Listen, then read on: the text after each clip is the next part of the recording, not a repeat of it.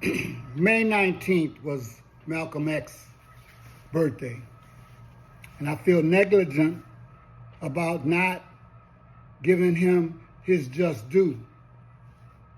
When you look at what has happened to certain people and what they have given for us as a people to be free, to make the strides that we have made, Malcolm X was one whose family, his family, father, uncles, even himself paid the ultimate price.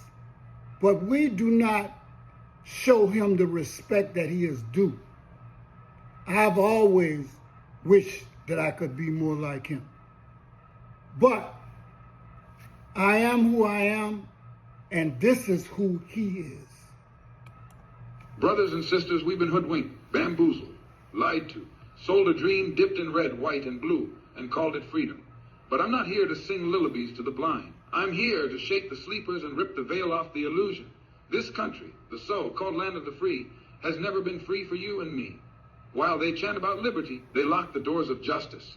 While they preach peace, they drop bombs.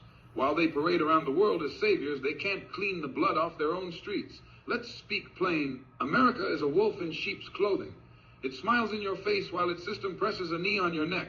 It hands you a ballot in one hand and a bullet in the other. It tells you to pull yourself up by your bootstraps after stealing your boots, your land, your labor, and your name. You see, the trick was never in the chains, it was in the mind. They want you to believe you're free because you can choose between two masters. But freedom doesn't come from choosing your master. Freedom comes when you refuse to be a slave. America masks oppression with false freedom. From the moment we are born, we are fed a narrative, a scripted lullaby of liberty. We are told that this nation is the beacon of hope, the guardian of justice, the home of the free. They fly the flag high and sing songs of glory, all while denying millions the very rights they claim to protect. But look deeper, and you'll see the contradiction written in blood and bricks. You'll see a nation built on broken backs and silenced voices, dressing itself in the language of freedom while practicing the politics of control. The lie is layered. It's not just spoken in words, it's baked into the systems, into the education that whitewashes history, into the courts that criminalize poverty, into the prisons that cage generations, into the neighborhoods redlined and resources denied. They teach you about democracy in textbooks while erasing the democracy of your voice. They hand you the Constitution but deny you the dignity it claims to guarantee. They speak of equality, yet lock opportunity behind gates built on color lines and class walls. This is not freedom. This is the illusion of freedom, carefully crafted, fiercely protected. The kind of freedom where you can speak but not be heard, where you can vote but not change anything, where you can climb but only so far as the ceiling allows. The kind of freedom that applauds your resilience while perpetuating the very systems that require it. That smiles at your struggle but refuses to dismantle the struggle itself. That says, you're equal now, while keeping one foot on your neck and the other on the gas. You are told you're free because you can buy a house, get a job, speak your mind. But what is the worth of those things if the house is in a neighborhood designed to trap you? The job is a dead end with no ladder, and the words you speak fall on deaf ears unless they make someone else comfortable. What is freedom if it's limited by your skin, your name, your zip code, your accent, or your ancestors? That is not freedom. It's permission, temporary, fragile permission dressed up as liberty. They say you have rights, but rights with conditions are not rights at all. They can surveil you, stop you, search you, suspect you, all without cause, because of how you look or where you walk. They can shoot you and then put you on trial after death. They can call you a threat just for breathing too loudly in a space that wasn't meant for you. This is the reality for millions who are told they are free, yet are treated like fugitives in their own country. And all of this is justified with the same tired slogans about law and order, about keeping the peace, about national security. But whose law? Whose order? Whose peace? A peace that comes at the cost of silence is not peace. It's submission. A law that protects the powerful and punishes the poor is not law. It's tyranny. And a nation that calls itself free while building cages and borders and surveillance states is not free. It's just well disguised. We are not fighting for new rights. We are demanding the rights we were promised. Rights that were inked into paper but never lived in practice. Because the same system that wrote, all men are created equal, wrote laws to keep men unequal. The same hands that drafted liberty passed chains from plantation to prison. The same voices that spoke of freedom denied it to women, to immigrants, to indigenous people, to black people. That contradiction isn't accidental, it's foundational. They export this image of freedom to the world while keeping millions domestically under control. They bomb other countries in the name of liberty while criminalizing protest at home. They speak of human rights violations abroad while ignoring hunger, homelessness, and brutality in their own streets. That's not freedom. It's hypocrisy with a flag wrapped around it. It's a branding campaign, not a reality. And the saddest part is how many believe it. People are trained to celebrate the symbols while ignoring the substance. The fireworks, the parades, the pledges, all distractions. What is a national anthem if you're not allowed to stand with dignity? What is a holiday if it celebrates a history that omitted your ancestors? What is patriotism if it demands you stay silent about your pain? The narrative is powerful. It keeps people complacent. It tells them they're free, and if they're struggling, it must be their fault. It turns systemic oppression into personal failure. It sells the myth of meritocracy while ignoring the mechanisms of exclusion. If you're not making it, they say, it's because you didn't work hard enough, not because the deck was stacked. That narrative is a weapon. It is the invisible chain. It keeps people believing that their freedom is real even as they're boxed into economic ghettos, political irrelevance, and cultural erasure. So when we speak up, when we question the system, when we call out the lie, they say we're ungrateful. They say we hate the country. But to love a thing is to hold it accountable. And to hate a lie is not to hate the place. It's to hate the mask it wears. We do not hate America. We hate the deception, the hypocrisy, the exploitation that hides beneath its ideals. We are not against freedom. We are against the theft of it, the dilution of it, the redefinition of it into something hollow and meaningless. What we want is real freedom, not symbolic, not partial, not granted by permission or revoked by discomfort. Freedom that exists whether you're rich or poor, black or white, native or newcomer.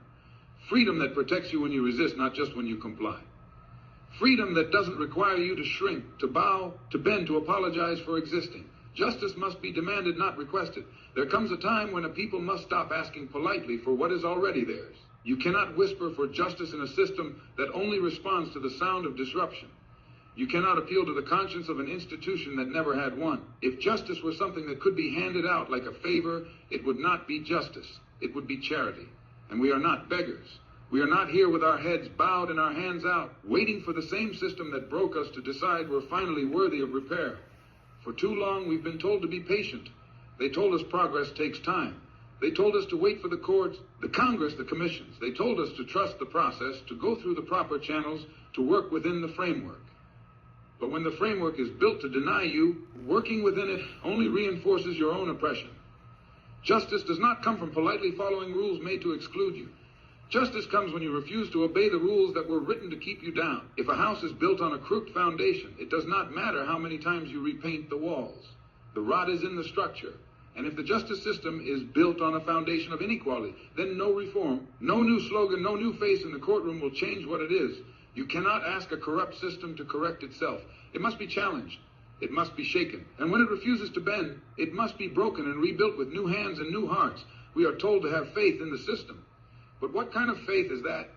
Faith in a police force that kills and gets medals. Faith in a court that jails the poor and frees the powerful. Faith in a prison that profits off of bodies in cages. That is not faith. That is fantasy. Faith without evidence is delusion. And the evidence shows time and time again that justice in this country is not blind. It sees color. It sees class. It sees power. And it bows before them. The history of this nation is not one of justice being freely given. It is one of people fighting, bleeding, and dying to carve out justice where none existed. Every right we now call basic had to be torn from the hands of those who held them tight.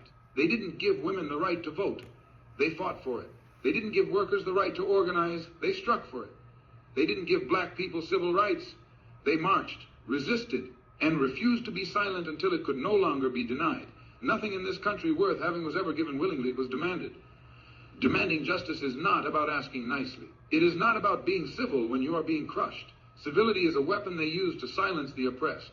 They tell you not to shout, not to march, not to disrupt, because it makes them uncomfortable. But the truth is, justice is always uncomfortable for those who benefit from injustice. It is meant to be. You cannot make the powerful feel safe while you demand they stop abusing their power. You cannot make the oppressor feel at ease while you demand the end of oppression. This is not a plea. This is a declaration. A declaration that we are done waiting, done hoping, done trusting in systems that have shown us nothing but contempt. We are not asking for equality anymore. We are demanding it. And the difference is everything. Asking implies that we need permission. Demanding means we are taking what is already ours. It means we no longer accept the excuses The delays, the endless cycles of promises followed by betrayal, they love to quote laws and rules when we rise up. They tell us to go through the system, but when we do, the system locks us out. When we vote, they gerrymander. When we protest, they criminalize. When we organize, they infiltrate. When we build movements, they surveil and sabotage. So what system are we supposed to trust? What path are we supposed to take? The only path left is the one we blaze ourselves. With courage, with conviction, with the fire of generations who refuse to be silenced. Justice cannot be postponed. Delayed justice is denied justice. Every day a child grows up in poverty because of racist policies. Every day someone is incarcerated for a crime of survival. Every day a mother buries her child while the killer walks free. That is a day justice failed. And those failures are not accidents. They are built-in features of a system that was never designed to protect everyone equally. You cannot ask such a system to do what it was never meant to do. You must confront it, challenge it, replace it. We must reject the myth that justice is a favor to be granted by those in power. We must stop pretending that power concedes anything without demand. You do not win freedom through patience. You do not win dignity through compliance. You win through resistance, through refusal, through the unshakable belief that you are worthy of the justice they refuse to give you and the willingness to fight for it until they have no choice but to yield. We must be relentless in our demand, unapologetic in our stance. There is no such thing as a convenient revolution. There is no such thing as comfortable justice. The moment you begin to fight for it, the world will push back. The system will react, and that reaction is proof that your demand is real. They would not resist if your demand had no power. Please check for part 2